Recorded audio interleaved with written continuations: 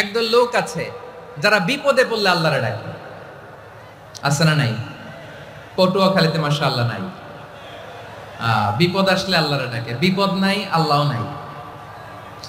বিপদে পড়লে নামাজ পড়ে, বিপদও নাই নামাজও নাই। বিপদে পড়লে জিকির করে, বিপদ যখন চলে যায় ওদের জিকিরও বন্ধ হয়ে যায়। এরকম আছে না নাই? কিছু লোক দেখবেন পরীক্ষা আসলে নামাজ পড়ে, আছে আছে। জেনজি আওয়াজ করো, এরকম আছে? এই কমন পড়ে গেছে, কমন পড়ছে। দেখবেন পরীক্ষার সময় নামাজ পড়ে, পরীক্ষাও নাই নামাজও আছে। এরকম কিছু লোক আছে অসুস্থ হলে আল্লাহরে বড্ড ভালোবাসে, আল্লাহরে খুব ডাকে। অসুস্থ হইলে অসুস্থতাও নাই, আল্লাহ স্মরণও নাই। দেখবেন কিছু লোক নির্বাচন আসলে খুব আল্লাহ আল্লাহ হয়ে যায়।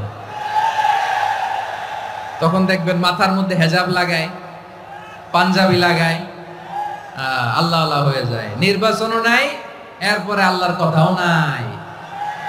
আছে না নাই? না, এরকম হওয়া যাবে না। সব সময় আমরা আল্লাহরে ডাকবো, বিপদে আপদে সব সময় ভরসা রাখবো আমরা একজনের উপর। আওয়াজ করে বলেন, তিনি কে? এ কথায় আল্লাহ তাআলা আমাদের চোখে আঙ্গুল দিয়ে জানিয়ে দিলেন, ফাইদা রাকিবু ফিল ফুলকি দা'আউল্লাহা মুখলিসিনা লাহুদ্দিন ফালাম্মা নাজ্জাহুম ইলাল বাররি ইযা হুম ইউশরিকুন। আল্লাহ বলে একদল লোক আছে, তারা যখন নৌযানে চড়ে, জলযানে চড়ে, সাগরের মধ্যে যখন জাহাজে চড়ে, লঞ্চে চড়ে, তারা যখন তুফানের সম্মুখীন হয় তখন তারা আল্লাহরে বড্ড বেশি ডাকে, একান্ত ভাবে ডাকে, বিশুদ্ধ চিত্তে ডাকে। আবার তুফান থেকে তাদেরকে সেফ জোনে নিয়ে, নিরাপদ জোনে নিয়ে যখন বন্দরে আমি আল্লাহ তাদেরকে ভিড়িয়ে দেই, ওই লোকগুলো আবার আমি আল্লাহর সাথে শিরিক করে। এরকম আছে না নাই? জাহাজে উঠছে, সাগরের মাঝখানে তুফান, ওই সময় দেখবেন আল্লাহ কারে কয়। এই কথা তো আপনাদেরকে বোঝানো সহজ, আপনারা তো নদীর দেশের মানুষ। লঞ্চে চড়েন নাই কারা কারা? দেখি, লঞ্চে চড়ছেন? হ্যাঁ, লঞ্চে চড়ে নাই এরকম একজনও নাই এখানে। আচ্ছা, লঞ্চে উঠছেন কে কে? দেখি। মাশাআল্লাহ মাশাআল্লাহ মাশাআল্লাহ, ঠিক আছে, আপনাদের বোঝানো সহজ। আচ্ছা, লঞ্চে উঠে তুফানের সম্মুখীন হয়েছেন, জলোচ্ছ্বাস সবাই? মাশাআল্লাহ। তো এই ওয়াজ তো আপনাদের মুখস্থ, ঠিক কিনা বলেন? আমার বলার দরকার নাই, বলেন। মাঝ নদী, তুফান, জলোচ্ছ্বাস, জলের মধ্যে উচ্ছ্বাস, ঢেউ, টর্নেডো, সাইক্লোন, মেঘের ঘনঘটা, পরিবেশ ঘুটঘুটে অন্ধকার, লঞ্চ একবার এদিকে আরেকবার ওইদিকে, ভিতরে কি অবস্থা হয় বলেন তো? হ্যাঁ, তখন মুসলিমও আল্লাহরে ডাকে, হিন্দু আল্লাহরে ডাকে, ঠিক কিনা বলেন? আস্তিক আল্লাহরে ডাকে, নাস্তিক আল্লাহরে ডাকে, ঠিক কিনা? লঞ্চের ভেতর, স্টিমারের ভেতর কান্নারে রোল পড়ে যায়, চিৎকারের রোল পড়ে যায়, সবার মুখ দিয়ে শুধু একটা আওয়াজ, লা ইলাহা ইল্লাল্লাহ, লা ইলাহা লা ইলাহা সুবহানাল্লাহ আলহামদুলিল্লাহ লা ইলাহা।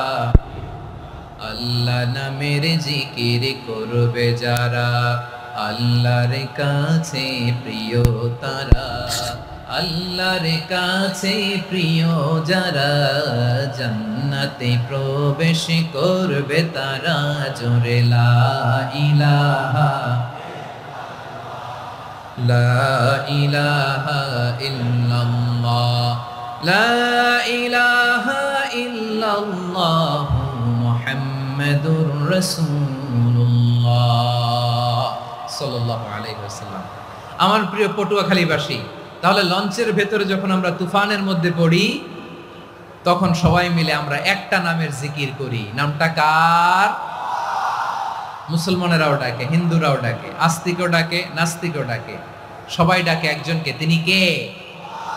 আবার দেখবেন ওই আল্লাহ তুফানের পরে ঝড়ের পরে ওই লঞ্চটাকে যখন সদর ঘাটে ফিরিয়ে দেয়, আবার আমরা নাফরমানি শুরু করে দেই।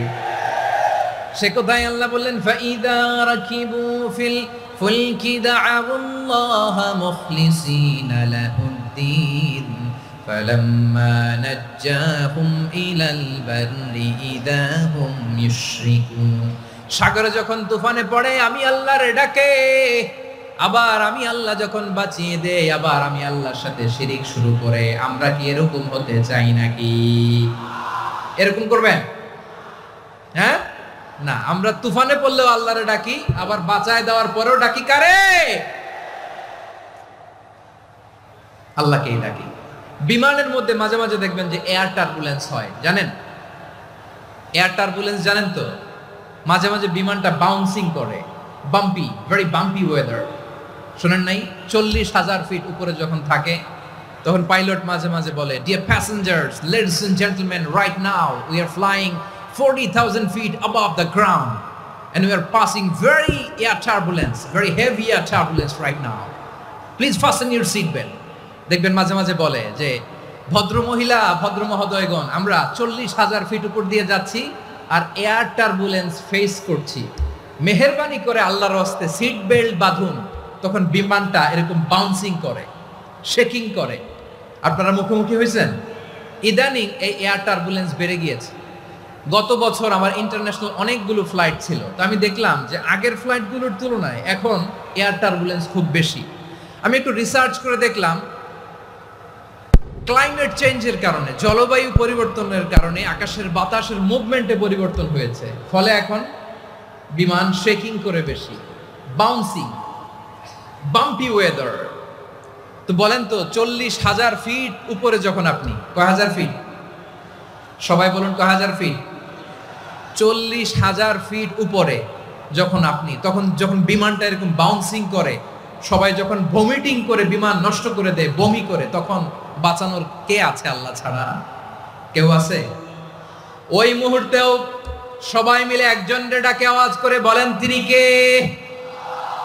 মাঝে মাঝে কিছু সোশ্যাল মিডিয়ায় কিছু ভিডিও পাওয়া যায় যে হেভি যখন এয়ার টার্বুলেন্স হয়, 10 সেকেন্ড 15 সেকেন্ডের কিছু ভিডিও পাওয়া যায়, বিমানটা এরকম বাউন্সিং করছে, বাম্পি ওয়েদার, কাঁপছে, মানুষগুলো বমি করছে, অক্সিজেন মাস্কগুলো সব ঝুলে পড়েছে, বিমানটা শুধু কাঁপছে। তখন দেখবেন বিমানের ভেতরেও এরকম লঞ্চের মতো চিৎকার আছে না নাই? বিমানের ভেতরেও তখন চিৎকার। গত বছর হিথ্রো এয়ারপোর্ট থেকে সিঙ্গাপুর এয়ারলাইন্সের একটা ফ্লাইট, হিথ্রো টু চাঙ্গি, একটা ফ্লাইটে এমন বেশি এয়ার টার্বুলেন্সের শিকার হয়েছিল ওই এয়ারক্রাফটটা, 33 জন যাত্রী সেখানে আহত হয়েছে, একজন যাত্রী নিহত হয়েছে। কেবিন ক্রুজ, এয়ার হোস্টেস যারা আছে, একজনের নাক ফেটে, চোখ ফেটে, কপাল ফেটে, ব্লিডিং হয়ে শয়লা। প্রিয় ভাইয়েরা, ওই 40,000 ফিট উপরে বিমানটা যখন কাঁপবে, তখন আমাদেরকে আল্লাহ ছাড়া আর কেউ বাঁচানোর আছে? এত আস্তে বললে হবে? ওই কঠিন মুহূর্তে আমার বাবা আমারে বাঁচাতে পারে, আমার বন্ধু আমারে বাঁচাতে পারে। এই গ্রাউন্ডে, জমিনের বুকে আমার প্রোটোকল, আমার ক্ষমতা, আমার দাম্ভিকতা, কোনো কিছু আমারে বাঁচাতে পারে? একজন ছাড়া। চিল্লায় বলতে হবে, তিনি কে? সে আল্লাহ বললেন, গোলাম, আমি বিপদের সময় ঠিকই তোমাদের বাঁচিয়ে দেই। ওই বিমানের ভেতরে 40,000 ফিট উপরে যখন তোমরা এয়ার টার্বুলেন্সের শিকার হও, তখন নাস্তিকও আল্লাহরে ডাকে, হিন্দু আল্লাহরে ডাকে। জোরে বলেন ঠিক কিনা? আবার বিমানটা যখন শান্ত হয়ে যায়, একটু পরেই বিমানের স্ক্রিনের মধ্যে হিন্দি সিনেমা খোঁজে। বিমানের স্ক্রিনে কিন্তু বিশাল ওখানে আফলাম, ফিল্মের একেবারে বোঝাই করা। বিমানটা শান্ত হলে আবার হিন্দি সিনেমা দেখা শুরু করে। একটু আগে ডাকছিল কারে? দেখবেন বাংলাদেশে আমাদের ক্রিকেটাররা যখন অন্য কোনো দেশের সাথে খেলে, অনেক সময় এমন হয়, বল বাকি একটা, রান দরকার 6টা। বল বাকি কয়টা? পটুয়াখালী বুঝে নাই বোধহয়। বল বাকি কয়টা? রান দরকার। আপনি দেখবেন ক্যামেরাম্যান তখন গ্যালারিতে খালি দেখায় দর্শকদের যে কি অস্থিরতা।